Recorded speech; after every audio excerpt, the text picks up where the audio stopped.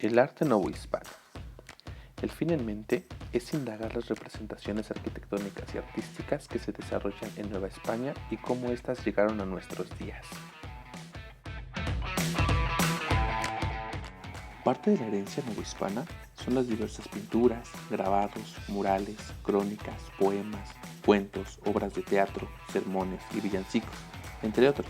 Además, se levantaron edificios de todo tipo, de los cuales muchos aún se mantienen en pie.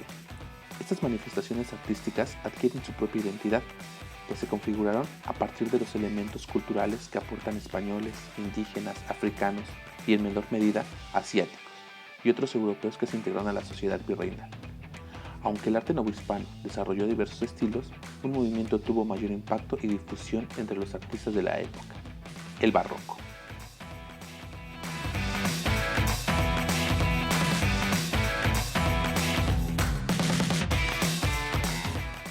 La identidad arquitectónica novohispana estuvo moldeada por las aportaciones de las culturas autóctonas, pues los indígenas proporcionaron la mano de obra que construyó los edificios de la época, mientras que los frailes de las órdenes religiosas y los maestros de la obra se encargaron de su diseño y planificación, sobre todo durante las primeras décadas del periodo.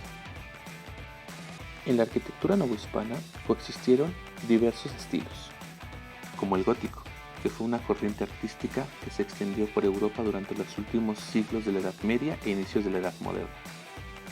El plateresco, que combinaba rasgos góticos, renacentistas, musulmanes e incluso indígenas. Utilizaba adornos labrados en las fachadas. El estilo mudéjar, de origen hispano-musulmán.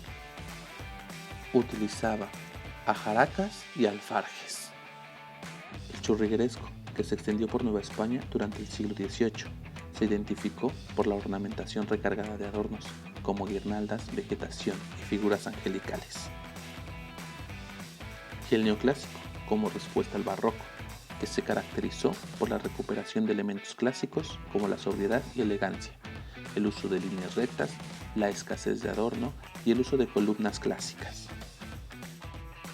Las construcciones novohispanas podían integrar uno o más estilos simultáneamente, pues muchos de sus elementos se combinaron de diferentes maneras. En general, las obras constructivas de la época colonial pueden clasificarse en dos grandes rubros: las religiosas, dedicadas al culto religioso, y las civiles, que tenían como objetivo cubrir el resto de los diferentes ámbitos de la sociedad, como las actividades económicas, las funciones del gobierno, entre otros aspectos. La arquitectura fue quizá la manifestación artística más importante de todo el periodo, sin embargo, no fue la única. También se cultivaron otras artes con un alto nivel, como la pintura. Sus principales rasgos fueron que son obras colectivas y anónimas. Las realizaban algunos religiosos y los lacuilos. Se fundaron escuelas de artes en los conventos. Se utilizaron diversas técnicas para su elaboración, utilizada para el proceso de evangelización. Aparecieron los primeros gremios de pintores. Fue fundada la Academia de las Tres Nobles de Artes de San Carlos en 1780, con el propósito de impulsar las expresiones artísticas. Dentro de la pintura, los principales exponentes fueron Simón Perennis, Baltasar Echave, Cristóbal Villalpando, Juan Correa, Miguel Cabrera y Rafael Jimeno y Planes. La literatura también se ejerció desde los inicios del periodo colonial. Tanto los conquistadores como los primeros frailes dedicaron tiempo a escribir parte de sus vivencias durante el proceso histórico.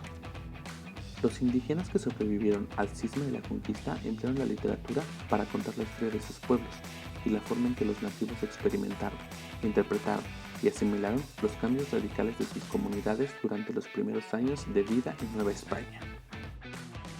La literatura del siglo XVI se enfocó principalmente en relatar el proceso de conquista y el encuentro entre las culturas española e indígena.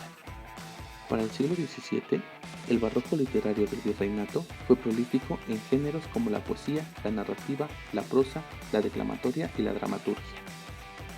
Se caracterizó por utilizar el oxímoron y la hipérbole. De los principales exponentes, Bernardo Balbuena, poeta del virreinato. Juan Ruiz Alarcón, autor novohispano con estilo barroco. Carlos de Sigüenza y Góngora, sacerdote jesuita, quien escribió Los infortunios de Alonso Ramírez. Francisco Javier Clavijero, jesuita, maestro y misionero. Sor Juana Inés de la Cruz, principal figura del barroco.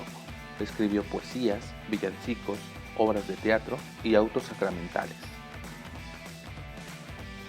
Muchas de las obras arquitectónicas, pictóricas y literarias creadas durante el periodo virreinal se conservaron hasta nuestros días y forman parte del rico patrimonio cultural de México. ¿Qué edificios y pinturas novohispanas conoces?